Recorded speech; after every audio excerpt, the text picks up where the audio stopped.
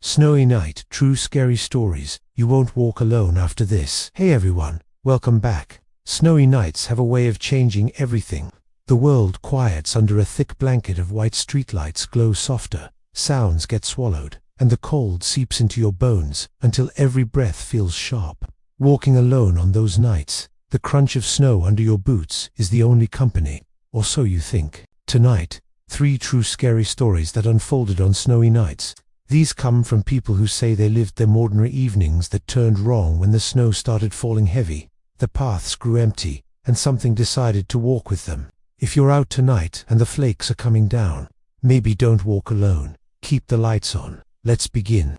The footsteps that matched mine. This is from Casey. I lived in a small town in upstate New York. Quiet streets, old houses, the kind of place where nothing much happens after dark. It was late January a couple years back. One of those sudden snows that starts light and turns vicious fast. I'd been at a friend's house watching movies. Around 11 p.m. I decided to walk home instead of waiting for a ride. It was only a mile, mostly along lit sidewalks, and the snow looked pretty under the street lamps. The first few blocks were peaceful. Snowflakes caught in my eyelashes, the cold nipping at my cheeks, boots sinking into fresh powder with that satisfying crunch. No cars. No people, just me and the soft hiss of wind through bare trees. About halfway, I noticed it. Another set of footsteps behind me, not overlapping mine, parallel, maybe 5 or 6 feet back, matching my pace exactly.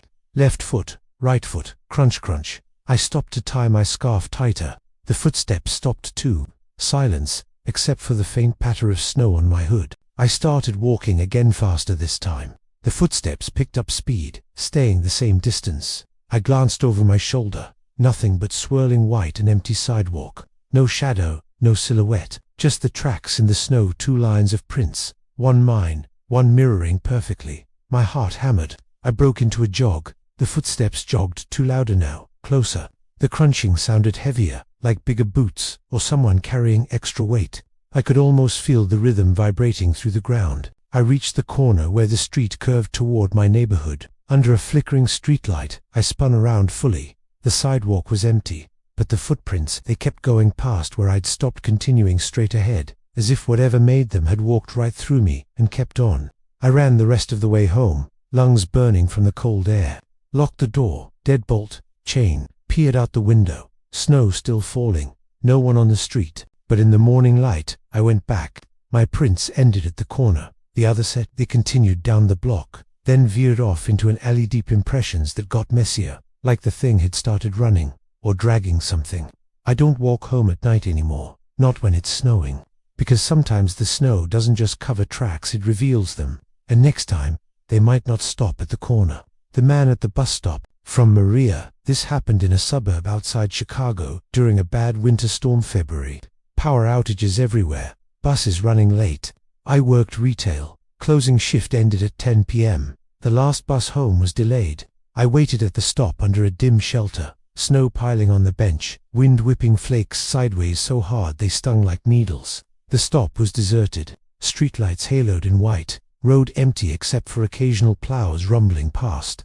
I huddled in my coat, phone battery low, texting my roommate to keep the door unlocked. A man appeared across the street hall, hooded parka, face shadowed. He crossed slowly, boots crunching through drifts, and sat on the far end of the bench. Too far to talk, but close enough I felt his presence. The cold smelled sharper, metallic, like ozone before lightning, mixed with wet wool. He didn't speak, just sat, staring straight ahead. Snow accumulated on his shoulders, unmelted. Minutes passed. I shifted uncomfortably. My leg brushed snow off the bench. He turned his head slowly and looked at me. No eyes visible under the hood, just dark hollows. Then he smiled. Wide, too wide, teeth glinting wet in the streetlight. The bus headlights appeared down the road. Relief flooded me. I stood. He stood too. Same motion, same timing. As the bus pulled up, brakes hissing, he stepped forward. I boarded fast, swiped my card, sat in the back, looked out. He was gone. No footprints leading away, just his prints ending at the bench, mine starting toward the door. The driver glanced back. You okay? Saw you waiting with that guy. Weird he didn't board. I asked what guy looked like. Driver shrugged. Tall, parka, hood up, smiled at me. Too, gave me chills. I got home safe. But 2 nights later, another storm, same stop. I waited inside a nearby store until the bus came.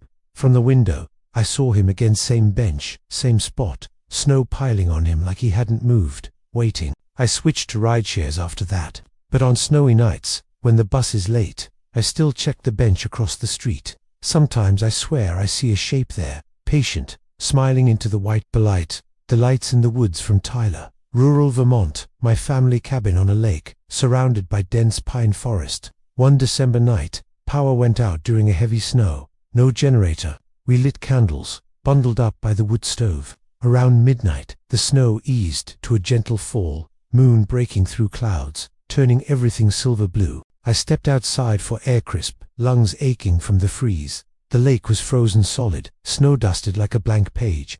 Then I saw them, lights in the woods across the bay. Small, bobbing orbs, yellow-white, like flashlights or lanterns, moving slowly along what used to be an old logging trail. I watched, curious. No houses that way for miles, just forest and state land. The lights paused, then started toward the lake, straight line, no detour. I counted 5 or 6. They reached the shore opposite, hovered at the edge of the ice. My dad came out, saw them too. Hunters. Weird time, but no voices carried, no calls, no engines, just silent lights drifting closer over the frozen water. We went inside, locked up, but the lights didn't stop. Through the window, we saw them cross the lake, perfectly spaced, gliding without sinking. No footprints behind on the ice, just smooth snow. They reached our side, stopped at the tree line, 20 yards from the cabin. The orbs pulsed faintly, like breathing.